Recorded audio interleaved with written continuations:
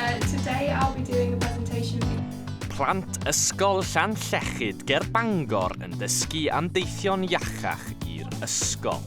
Ar feic neu ar droed mae teithio heb gar yn well i ni ac i'r amgylchedd. Ac mae yna alw ar bob ysgol yng Nghymru i gael cynllun mwyn helpu mwy o blant i deithio mewn ffordd fwy llesol. Maen nhw yn barod wedi creu cynllun tebyg yn yr ysgol yma. Y cynllun teithio ydy trio gael pobl i cerdded i'r ysgol yn lle mynd i car neu beic neu sgwteri. Rydw i'n cerdded i'r ysgol bob dydd o Llwyn Bedw a mae'n hwyl a dwi'n hoffi fo. Felly, pam fod hyn yn bwysig?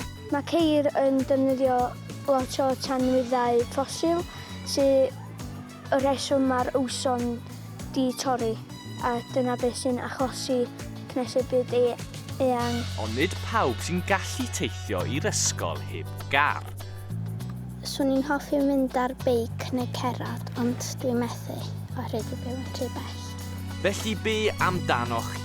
A fyddai cynllun arbennig yn eich ysgol chi yn eich helpu i deithio i'r ysgol mewn ffordd wahanol?